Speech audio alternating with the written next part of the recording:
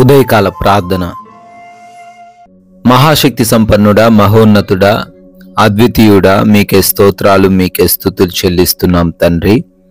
అయ్యా, గడిచిపోయినటువంటి రాత్రి అంతను కూడా కాపాడిన దేవుడవయ్యా, రక్షించిన దేవుడవు, మమ్మల్ని తండ్రి పోషించిన దేవుడవు, మీకే స్తోత్రాలు తండ్రి. ఎటువంటి సమస్యలు లేకుండా, ఎటువంటి నిద్రలేమి సమస్యలు ఎదురవ్వకుండా సహాయము చేసి కంటి నిండా నిద్ర దయచేశారు. అందును బట్టి స్తుతులు ప్రభువా. ఈ ఉదయకాలాన్ని చూడలేక ఎంతో మంది బిడ్డలు గతించిపోయారు. అయినప్పటికీ మీ యొక్క ఉన్నతమైన కృపా కాపుదల మాకును మా కుటుంబానికి అనుగ్రహించి సజీవ లెక్కల్లో నిలబెట్టుకున్నందుకు, ఈ విధంగా మరొకసారి మీ నామాన్ని గణపరుచుకునే అవకాశము దయచేసినందుకు స్తోత్రాలు, స్తుతులు, వందనాలు చెల్లిస్తున్నాం తండ్రి.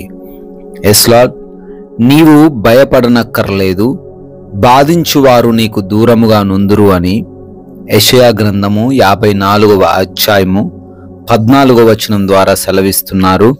అవునయ్యా, బిడ్డలు దేని గురించి అయితే భయపడుతున్నారో, దేని గురించి అయితే కంగారు పడుతున్నారో, ఏ సమస్య ఈరోజు వారికి వస్తుంది అని కలవరపడుతున్నారో, మీరు చాలా సుస్పష్టంగా వాక్యం ద్వారా సెలవిస్తున్నారు. మీరు భయపడాల్సిన అవసరం లేదని, ఏదైతే మమ్మల్ని బాధించబోతుందో అది మాకు దూరముగా ఈరోజు ఉంటుందని, మా దగ్గరకు రాకుండా మీరు దానిని చేస్తారు అని మాకు మీ యొక్క వాక్యము ద్వారా భరోసానిచ్చినందుకు, ధైర్యాన్నిచ్చినందుకు మీకే స్తుతులు ప్రభువా. ఈ రోజున ప్రతి ఒక్కరు కూడా ఈ యొక్క లేఖనాన్ని స్వతంత్రించుకొని ధైర్యముతో జీవించగలిగిన భాగ్యం దయచేయండి ప్రభువా. అయా, ఈ ఉదయకాలాన్ని లేవగానే ఎంతమంది బిడ్డలైతే ఈ ప్రార్థనలో ఏకీభవిస్తూ ఉన్నారో వారందరిని బట్టి ప్రత్యేకంగా అడుగుతున్నాము. ఈరోజు వారు అనుకుంటున్న కార్యాలను సఫలపరచండి నాయనా. వారికి మీరు తోడై ఉండండి, కృపతో మీరు రక్షించండి, సమాధానము, నెమ్మదిని, ప్రశాంతతను వారికి అనుగ్రహించండి ప్రభువా. ఎటువంటి గొడవలు, విభేదాలు వారికి ఎవరితో కలిగి లేకుండా అయా ప్రశాంతంగా ఉండే కృప దయచేయండి తండ్రి.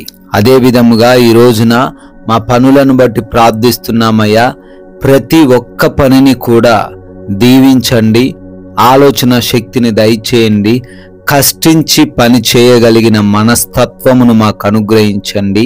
ప్రతి పనిని కూడా నూరంతలుగా ఫలింప చేయమని బ్రతిమాలుకుంటున్నాం తండ్రి. అదేవిధంగా ఈ రోజున ప్రయాణాల విషయంలో కూడా తండ్రి కృప చూపించండి. మా మార్గాలను మీ స్వాధీనపరచుకొనండి, మా వాహనాలను మీ స్వాధీనపరచుకొనండి తండ్రి. ఎవ్వరికి ఏ అపాయము, ఏ ప్రమాదము, ఏ సమస్య రాకుండా మీరే తండ్రి క్షేమాన్ని దయచేయమని బ్రతిమాలుకుంటున్నాం ప్రభువా.